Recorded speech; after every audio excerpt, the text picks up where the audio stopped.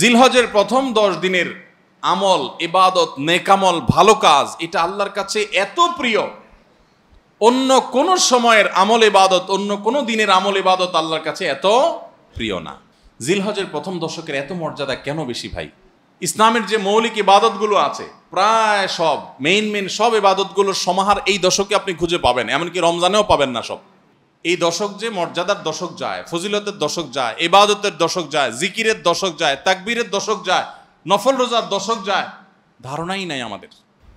রমজানের পরে ইবাদতের সবচেয়ে বড় বৃহত্তম ইবাদতের মৌসুম হলো কোনটা? জিলহজের প্রথম 10টা দিন। কি করব আমরা কোরআন এবং হাদিসের আলোকে 11টি আমলের কথা বলতে পারি। এই 11টি আমল এই দশকের জন্য খাস, স্পেশাল। নাম্বার 1 নম্বর এই দশকের আমল হলো বেশি বেশি আল্লাহর জিকির করা। কি করা? বেশি বেশি আল্লাহর জিকির করা।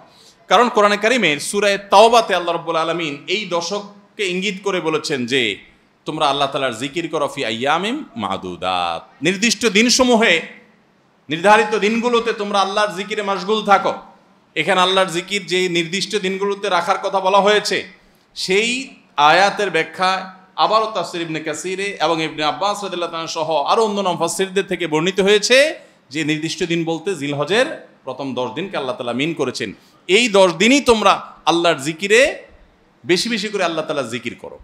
তাহলে জিকির শুধু না, পরিমাণে বাড়িয়ে বাড়িয়ে বেশি বেশি পরিমাণে জিকির করতে হবে এই দশকে। আল্লাহ তাআলার স্মরণ অন্তরে হবে, মুখে আল্লাহ তাআলার জিকির চলবে, কাজের মাধ্যমে জিকিরের আমল চলবে, অন্তরের স্মরণের মাধ্যমে, মুখে জিকিরের মাধ্যমে।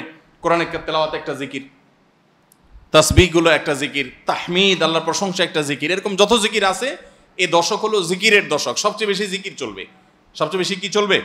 জিকির চলবে। দ্বিতীয়ত যে আমলটি চলবে তা হলো যে কোনো নেকামল, যে কোনো নেকামল। কারণ একটু আগে আমরা হাদিস শুনলাম যে নবী করিম সাল্লাল্লাহু আলাইহি ওয়াসাল্লাম বলেছেন মা মিন আইয়ামিন আল্লাহ আমালুস সালিহু ফিহিন্না আহাব্বু ইলাল্লাহ মিন হাযিহিল আইয়াম। এই জিলহজের 10 দিনের চাইতে অন্য কোনো দিনের নেকামল আল্লাহর কাছে বেশি প্রিয় না। মাস হিসাবে রমাদান সবচেয়ে সেরা, আর দিন হিসাবে খুচরা দিনগুলোর মধ্যে রমজানের বাইরে সবচেয়ে সেরা কোনটা? জিলহজের প্রথম দশক। রমজানের পরে মর্যাদার বিচারের সবচেয়ে বেশি মর্যাদাপূর্ণ দশক হলো এই দশক। এই জন্য এই দশকে আমল করলে আল্লাহর কাছে এত প্রিয় যে অন্য কোনো সময়ের আমল আল্লাহর কাছে এত প্রিয় না। এই জন্য এই দশকের দ্বিতীয় আমল হলো বেশি বেশি নেকামল করা। বেশি বেশি কি করা? নেকামল করা। রুটিন যে নামাজগুলো আছে, কাজগুলো আছে, সেগুলো বিশেষ ইহতিমামের সাথে করা। অন্য সময় আপনি নামাজে টুকটাক গাফলতি করেন, কিন্তু এই দশকে মোটেই করবেন না। অন্য দশকে আপনার ফজরের জামাত একটু মিস হয়, এই দশক মোটেই করবেন না। আগে থেকে ইহতিমাম থাকবে যে এই দশক কোনোভাবে ইবাদত থেকে আমি যেন দূরে না থাকি। আল্লাহ তাআলা আমাদের সবাইকে আমলের তৌফিক দান করুন। তাহলে 2 নম্বর আমল হলো বেশি বেশি নেকামল করা এই দশকে। রুটিন নেকামলগুলো যেগুলো সবসময় করতে হয় এগুলোকে বিশেষ ইহতিমামের সাথে করা, আর আরও নফল আমল বাড়িয়ে বাড়িয়ে করা। আপনি অন্য সময় কোরআন তেলাওয়াত খুব বেশি করতে পারেন না, এই দশকে কোনো অবস্থাতে ছাড়বেন না। অন্য সময় তাসবিহ তেলাওয়াত খুব বেশি হয় না, এই দশকে কোনো অবস্থায় ছাড়বেন না। অন্য সময় নামাজে খুব বেশি খুশু ধরে রাখতে পারেন না, এই দশকে চ্যালেঞ্জ থাকবে যে ধীরস্থিরতার সাথে মনোযোগের সাথে নামাজ পড়বো। এভাবে নেকামলের কসরত করতে থাকবেন আল্লাহর প্রিয় পাত্র হওয়ার পথে। আমরা এগিয়ে যেতে চাইলে এই দশক, এই 10টা দিন আমাদের জন্য বিরাট বড় একটা সুযোগ। আল্লাহ আমাদের সবাইকে তৌফিক দান করুন।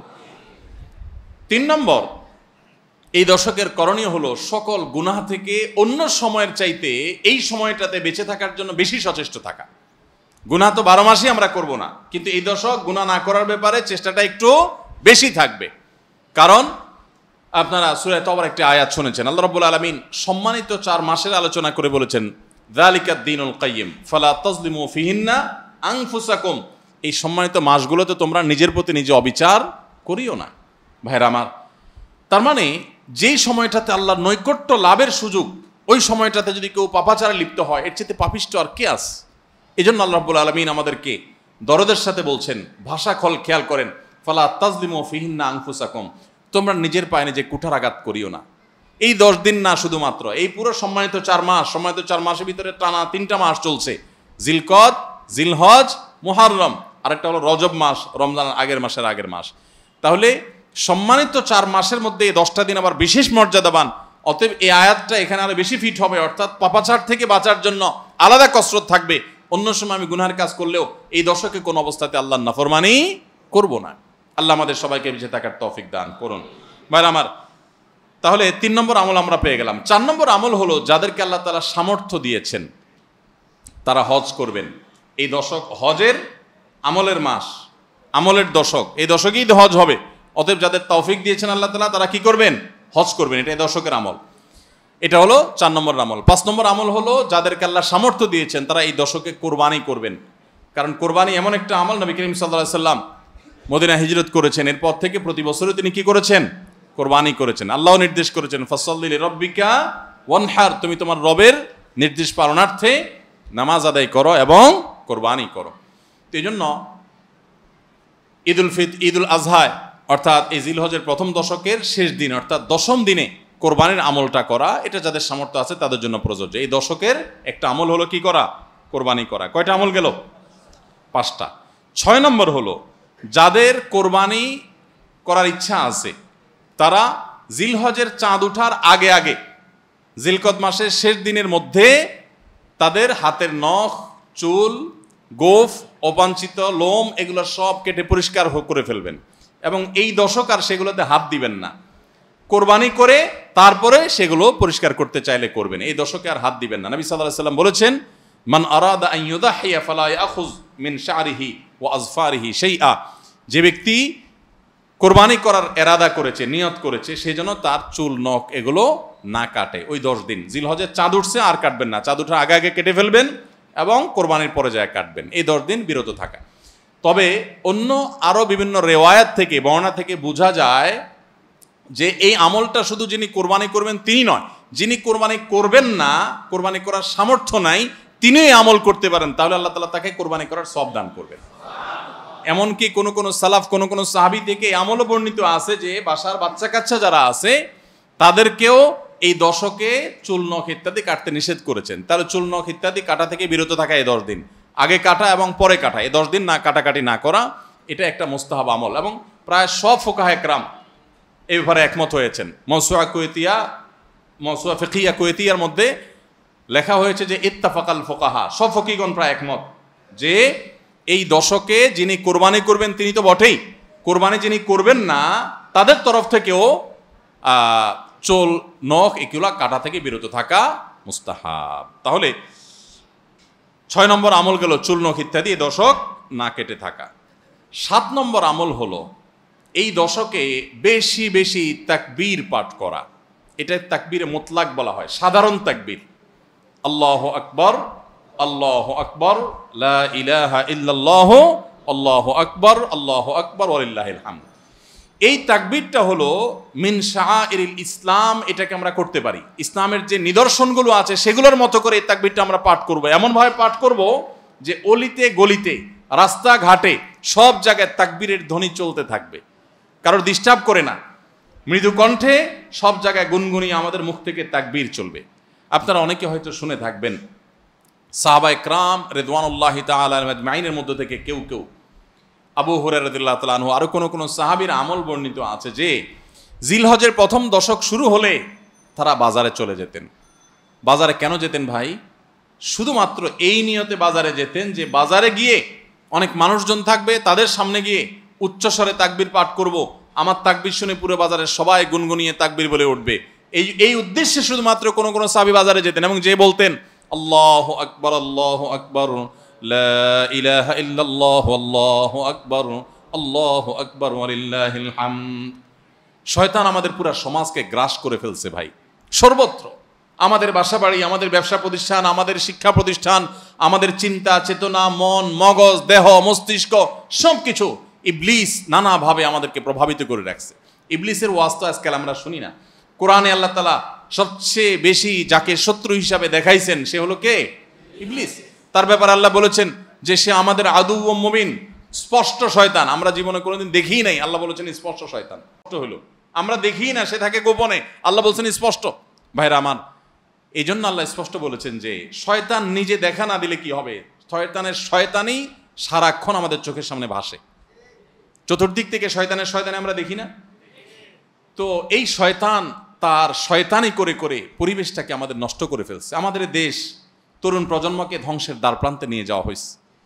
তাদেরকে দিন থেকে এত দূরে সরাই দেওয়া হয়েছে, কখনো শিক্ষার নামে, কখনো সংস্কৃতির নামে, কখনো বিনোদনের নামে, কখনো খেলাধুলার নামে, কখনো ক্যারিয়ারের নামে, এক এক সময় এক এক নাম দিয়ে আমাদের সন্তানদেরকে ওয়াল্লাহি দিন থেকে এত দূরে সরিয়ে ফেলা হয়েছে, আমরা অনেকে এখনো আঁচ করতে পারছি না। ভয়াবহতা কোথায় গিয়ে ঠেকেছে অনেকে অনুমান করতে পারছি না। সমাজ থেকে শয়তানের এই সমস্ত শয়তানির প্রভাব দূর করবার জন্য জিলহজের প্রথম দশকে অলিতে গলিতে, রাস্তাঘাটে, বাসা বাড়িতে, ব্যবসা প্রতিষ্ঠানে সব জায়গায় তাকবীর ধ্বনি উচ্চারিত করতে থাকেন। এই তাকবীর ধ্বনি নীরবে না, সশব্দে, সশব্দে বলতে মানুষকে ডিস্টার্ব করে না, যতটুকু মানুষ সহনীয় হয় মৃদু কণ্ঠে এই তাকবীর গুনগুনিয়ে আমরা গাইতে থাকবো, আওয়াজ করে করে বলতে থাকবো, সর্বত্র এটি ধ্বনিত হতে থাকবে। এই আন্দোলনটা আমার প্রত্যেকটা একটু করতে হবে। রাজি আছি তো ইনশাআল্লাহ?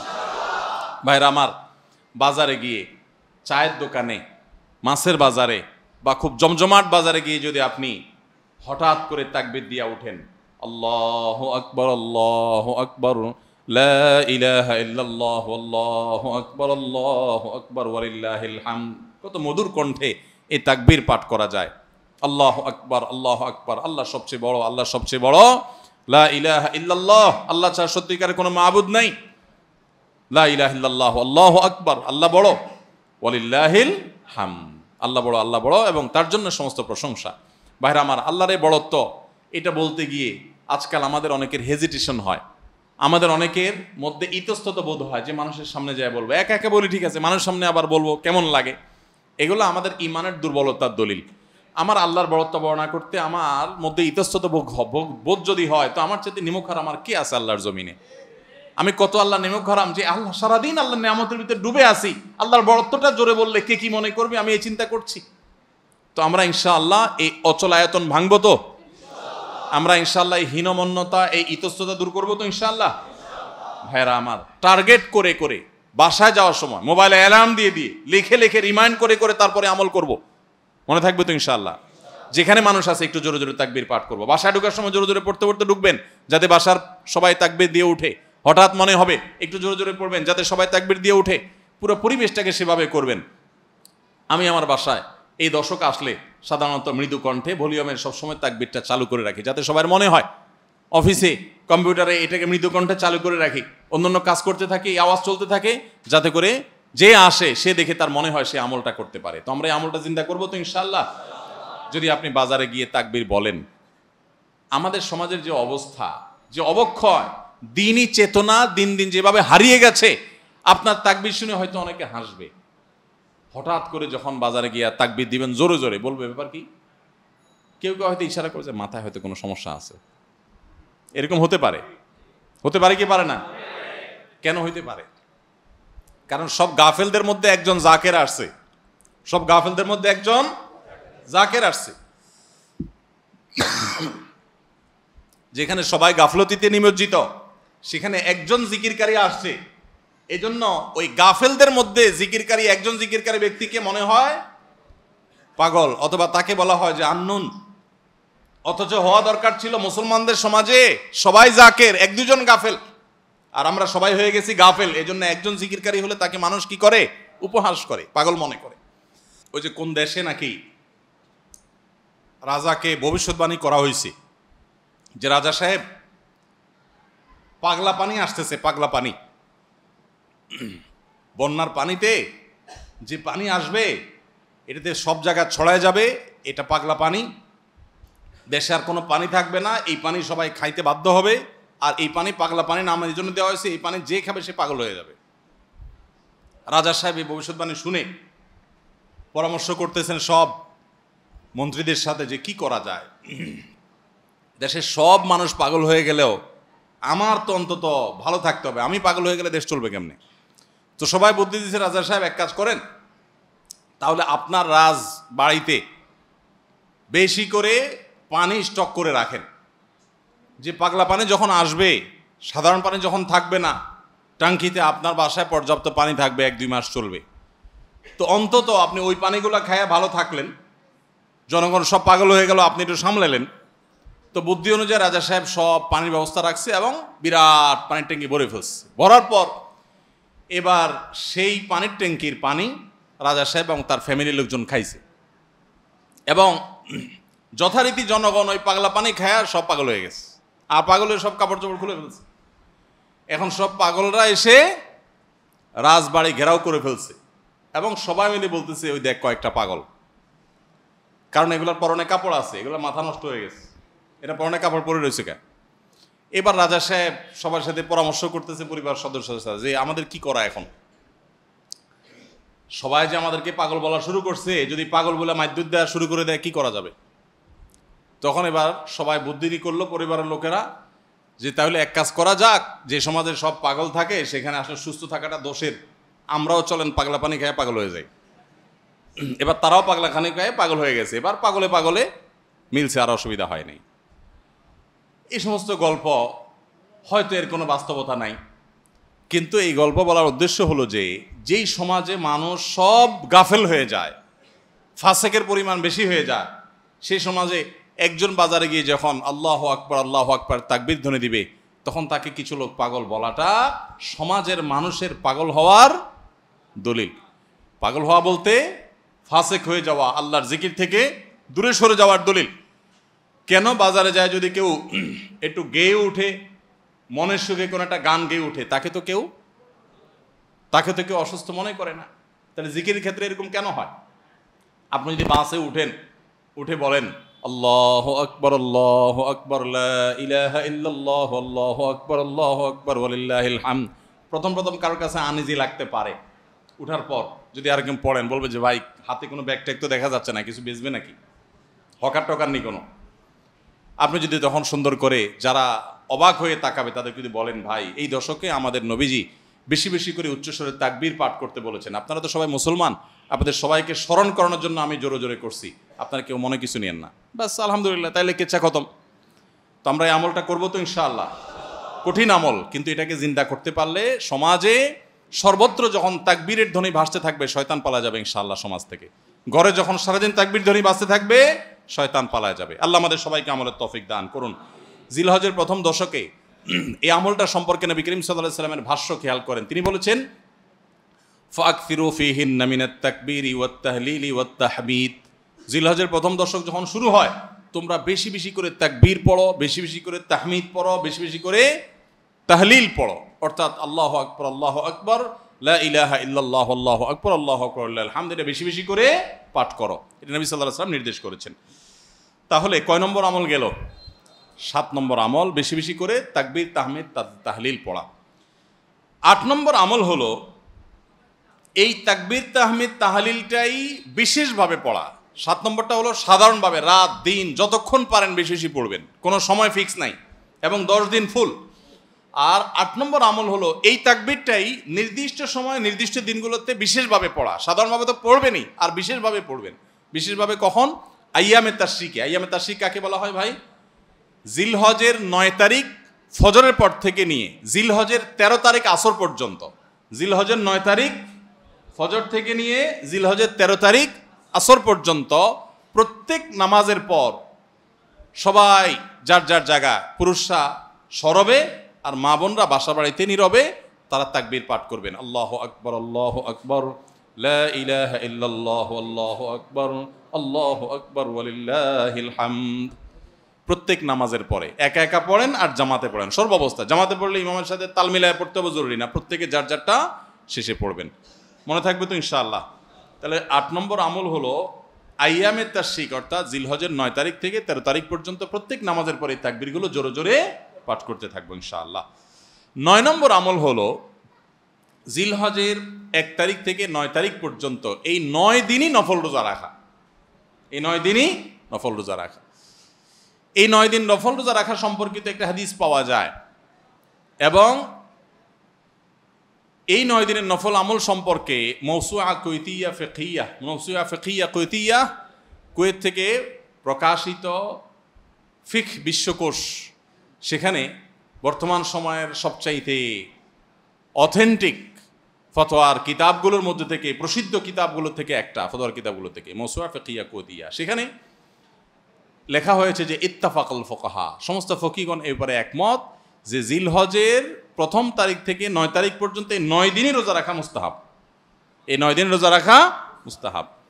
বিভিন্ন বর্ণায়ও এটি প্রমাণিত হয়, যদি সে বর্ণাগুলো কোনো কোনো সনদ দিয়ে মুহাদ্দিসরা কেউ আপত্তি তুলেছেন, কিন্তু ফুকাহে কেরাম এ ব্যাপারে রেকমেন্ড করেছেন যে এই 9 দিন রোজা রাখা মুস্তাহাব। যেহেতু জিলহজের প্রথম 10 দিনের পুরো 10 দিনই ইবাদত আল্লাহর কাছে প্রিয়, অতএব নফল আমল, রোজাও একটা নফল আমল, সেই হিসাবে রোজাটা অটোমেটিকও চলে আসে। এজন্য 9 নম্বর আমল হলো জিলহজের 1 থেকে 9 তারিখ পর্যন্ত এই দিনগুলো কি করা? রোজা রাখা। 10 নম্বর আমল হলো স্পেশালি বিশেষভাবে আরাফার দিনে অর্থাৎ জিলহজের 9 তারিখে রোজা রাখা। জিলহজের 9 তারিখে কি করা? রোজা রাখা। প্রথম 9 দিন সাধারণ, আর বিশেষভাবে 9 তারিখের গুরুত্ব আরো বেশি, কারণ নবী করিম সাল্লাল্লাহু আলাইহি সাল্লাম বলেছেন, সিয়ামু ইয়াউমি আরাফা আহতাসিবু আলাল্লাহি আন ইউকাফিরা সানাতাল্লাতী ক্বাবলাহা ওয়াল্লাতী বাদাহা। আরাফাত দিনের রোজা অর্থাৎ জিলহজের 9 তারিখের রোজা, এই রোজা সম্পর্কে আল্লাহর কাছে আমার ধারণা, আল্লাহর প্রতি নবী সাল্লাল্লাহু আলাইহি সাল্লাম বলছেন যে আমার ধারণা যে এই রোজার বিনিময়ে আল্লাহ তাআলা 1 বছর পূর্বের আর 1 বছর পরের, অর্থাৎ আগামী 1 বছর এবং গত 1 বছরের গুনাহ আল্লাহ তাআলা মাফ করে দিবেন।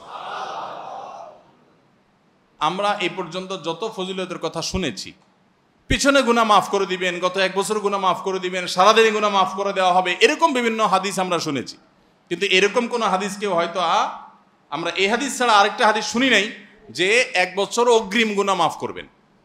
যদি আল্লাহ তাআলা কাউকে হায়াত দেন, তিনি 1 বছরের গুনাহ মাফ পেয়ে যাবেন।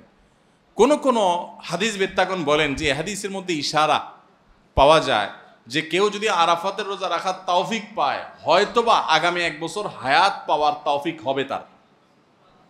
যদিও এটা জাস্ট একটা ব্যাখ্যা, এটা এমন না যে হাদিসে বলা হয়েছে আলাদা গ্যারান্টি দিয়ে, এরকম না। অতএব এর ব্যত্যয় ঘটলে করতে পারে। কথা বুঝে আসছে ভাই? তো এই জন্য এই আরাফাত দিনের রোজা এটা আমরা মিস করবো না ইনশাআল্লাহ। তাহলে 10 নম্বর আমল গেল জিলহজের 9 তারিখের রোজা। 11 নম্বর আমল হলো ঈদুল আজহার সমস্ত সুন্নাতগুলো আমল করা। ঈদুল আজহার অনেকগুলো সুন্নাত আছে না, এই সুন্নাগুলো সবগুলো আমল করা। ঈদুল আজহার যে সুন্নাগুলো আমল সাধারণত হয় না, গোসল আমরা করি, সুগন্ধি আমরা ব্যবহার করি, আলহামদুলিল্লাহ, অন্য অনেক সুন্নাত আমরা আমল করি, কিন্তু যে সুন্নাতের আমল সাধারণত হয় না তার ভিতরে একটা হলো ফজরের নামাজ মহল্লার মসজিদে এসে পড়া, ভোর রাতে আগে আগে উঠা। অন্য সময়ের চাইতে ঈদের দিন ফজরে মুসল্লি আরও আমাদের মসজিদে কম থাকে, কারণ চাঁদ রাইতে তামাশা করে বেড়ায়, ফজর নামাজ মিস হয়ে যায়। তো ইমানদার সেটা করতে পারেন না। ঈদের সুন্নাহটা বিশেষভাবে আদায় করার চেষ্টা করা দরকার, অর্থাৎ জামাতের সাথে ফজর নামাজ পড়া দরকার, আগে আগে উঠা দরকার। ঈদের দিনের সুন্নাতগুলোর মধ্যে থেকে একটা।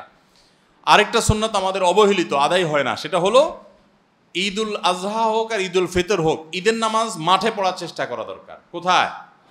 মাঠে। মাঠ এখন কম, বিশেষ করে শহর এলাকাতে মাঠ একটু কম, কিন্তু যেগুলো আছে সেগুলোও যদি সঠিকভাবে সবগুলোকে ব্যবহার করা হয় তাহলে অনেক জায়গায় সুন্নাহ জিন্দা হয়। আমরা ঈদের নামাজ মসজিদে পড়ি, কেন পড়ি? একটা অজুহাত দেই, মাঠ কম। এই অজুহাত সব ক্ষেত্রে গ্রহণযোগ্য না এবং সঠিক না। অনেক জায়গায় মাঠ থাকা সত্ত্বেও মানুষ মসজিদে নামাজ পড়ে, কারণ সব মহল্লার মানুষ আলাদা আলাদা নিজেরা একটু মাতবরি করতে চায়। আমরা আবার আরেক জায়গায় নামাজ পড়তে যাবো, আমাদের একটা বাঁকাওয়াতি থাকে। এই রোগ মসজিদে মসজিদে ঢুকে গেছে, মসজিদ কমিটির লোকদের মধ্যে রোগ ঢুকে গেছে। তারাই কোরবানি করতে রাজি না যে আমরা এখানে জমাত করব না, চল আমরা সবাই মিলে বড় একটা মাঠে করি। বড় মাঠে কয়েক মসজিদের মুসল্লিরা একসাথে নামাজ আদায় করার যে সৌন্দর্য আছে, এই সৌন্দর্য মসজিদের মধ্যে ঈদের নামাজ পড়ার মাধ্যমে নাই। এই জন্য ভাইরা, মাঠে ঈদের নামাজ জিন্দা করার চেষ্টা করতে হবে ইনশাআল্লাহ। চেষ্টা করা যাবে না ইনশাআল্লাহ? তাই বলে আবার রাস্তাঘাট আটকায় মানুষের অসুবিধা হয় সেভাবে করে ঈদের নামাজ ব্যবস্থা করেন না। হ্যাঁ, যদি কোনো রাস্তা এরকম হয় যে না, এ রাস্তা বিকল্প বহু রাস্তা ডানে বামে আসে, মহল্লার রাস্তা, কারোর কোনো অসুবিধা হবে না, তাহলে সেখানে হতে পারে শর্ত সাপেক্ষে। কিন্তু সাধারণত রাস্তা নয়, বরং আমাদের নামাজ পড়তে হবে কোথায়? মাঠে। এবং ঈদের নামাজ মসজিদে আদায় করবেন না, মাঠে আদায় করবেন। এই আওয়াজটা সর্বত্র তোলা দরকার। শহর তো বটেই, গ্রামে পর্যন্ত এখন প্রত্যেক মসজিদে মসজিদের নামাজ হয়। কেউ কাউকে মানতে রাজি না, কেউ কাউকে মানতে রাজি না। আরেক জায়গায় ঈদগাহে নামাজ পড়বো, আমাদের ইজ্জত থাকে নাকি? তো এই লোক ইসলাম বোঝে নাই। ঈদের জামাত হবে অনেক বড় জামাত, সেখানে বহু মসজিদের মুসল্লিরা আসবে, এটার মধ্যেই সৌন্দর্য, পুরো মহল্লার মানুষের সম্মিলন ঘটবে। এই সুন্নাতটা আদায় হয় না। ঈদুল আজহার আরেকটা সুন্নাত অবহেলিত, সেটা হলো ঈদুল আজহায় আমরা জানি যে প্রথম খাবার ঈদুল আজহার কোরবানির গোশত দিয়ে হবে, এটা সুন্নাত। ওমর রাদিয়াল্লাহু তাআলা থেকে একটা রওয়ায়াত বর্ণিত আছে যে আল্লাহ তাআলার উদ্দেশ্যে কোনো কিছু দান করলে এটা নিজে ভোগ করা যায় না, যায়? আপনি আল্লাহ রাস্তার জন্য, আল্লাহকে খুশি করার জন্য আল্লাহর ওয়াস্তে কিছু দিয়ে দিয়েছেন, এটা কি নিজে খাওয়া যায়? আর এটা আপনি গরিবকে দিয়ে দিবেন, মসজিদে দান করলে মসজিদকে দিয়ে দিবেন, আপনি নিজে ভোগ করতে পারবেন না। শুধু কোরবানি এবং আকিকা এই দুইটা আমল আছে, যে এই দুইটা আমল আল্লাহকে খুশি করার জন্য জবাই করার সময় বলছেন বিসমিল্লাহ আল্লাহু আকবার, আল্লাহুম্মা লাক মিনকা ওয়ালাক, আল্লাহ আপনার তরফ থেকে আবার আপনার উদ্দেশ্যেই কোরবানি করলাম, আমার কোনো ধান্দা নাই। অথচ আবার ঠিকই ওইটার গোশতটা আল্লাহ আপনাকে খেতে দিয়েছেন, কারণ এটা আল্লাহর পক্ষ থেকে সাদাকা, আল্লাহর পক্ষ থেকে মেহমানদারি, যে আল্লাহ আপনার থেকে কবুল করেছেন এবং বলেছেন বান্দা আমি বুঝে পাইছি, এবার তোমাকে দিছি, তুমি খাও। তো এই জন্য আল্লাহর মেহমানদারি দিয়ে দিনের প্রথম খাবার গ্রহণ করা, যাতে করে ক্ষুধার্ত থেকে খাবারের প্রতি আগ্রহী হন আপনি, এবং আল্লাহর মেহমানদারি দিয়ে প্রথম খাবার খান আপনি, এটা সুন্নাত। এই জন্য ঈদুল আজহার দিন আমরা কোনো কিছু না খেয়ে থাকবো, রাতে খেয়ে যে শোবো, এরপরে আর কোনো কিছু খাবো না, ঈদগাহে আসবো না খেয়ে, কোরবানির পশুর গোশত বানায়া রান্না করে ওইটা দিয়ে প্রথম খাবার খাবো ইনশাআল্লাহ। আল্লাহ তাআলা আমাদের সবাইকে এই সব সুন্নাহগুলো মেনে চলার তৌফিক দান করো।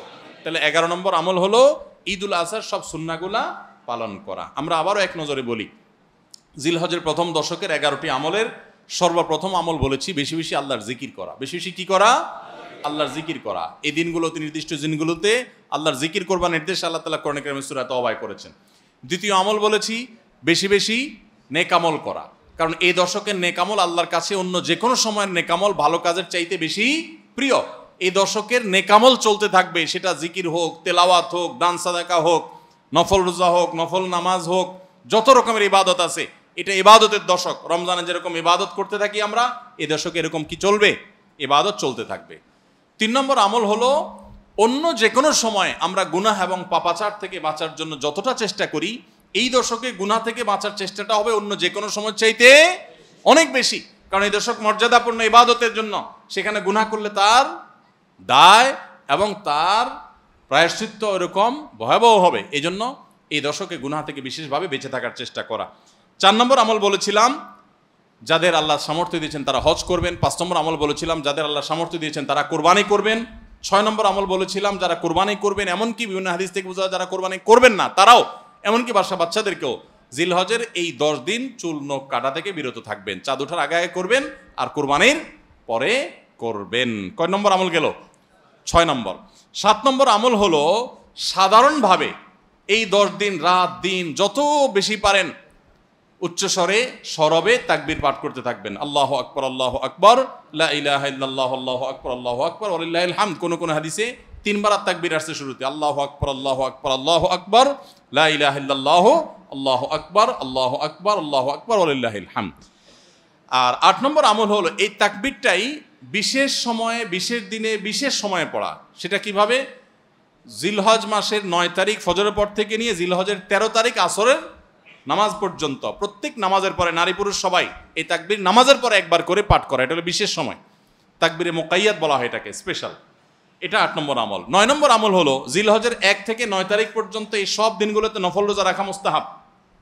10 নম্বর আমল হলো জিলহজের 9 তারিখ আরাফার দিনে রোজা রাখা আলাদা স্পেশাল সওয়াবের কাজ। 1 বছর আগের এবং 1 বছর অগ্রিম পরের গুনাহ মাফ আল্লাহ তাআলা করে দেন, অর্থাৎ সগীরা ছোট গুনাহ আল্লাহ তাআলা মাফ করে দেন, বড় গুনাহ থেকে তওবা করলে সেগুলো মাফ পাওয়া যাবে। আর 11 নম্বর আমল হলো যে ঈদের দিনে যত সুন্নাহ আছে সব সুন্নাহগুলো সঠিকভাবে পালন করব। আল্লাহ রাব্বুল আলামিন আমাদের সবাইকে জিলহজের এই 10 দিনের ফজিলত এবং মর্যাদা প্রতি মুহূর্তে স্মরণ করার তৌফিক দান করুন। এই দশক যে মর্যাদার দশক যায়, ফজিলতের দশক যায়, ইবাদতের দশক যায়, জিকিরের দশক যায়, তাকবীরের দশক যায়, নফল রোজার দশক যায়, ধারণাই নাই আমাদের, মনেই থাকে না। অনেক মানুষ আছে জিজ্ঞেস করলে ভাই তার হাবভাব দেখলে রুটিনের ভিতরে কোনো পরিবর্তন নাই। অন্য সময় ফজরে গাফলতি, এই দশকেও গাফলতি।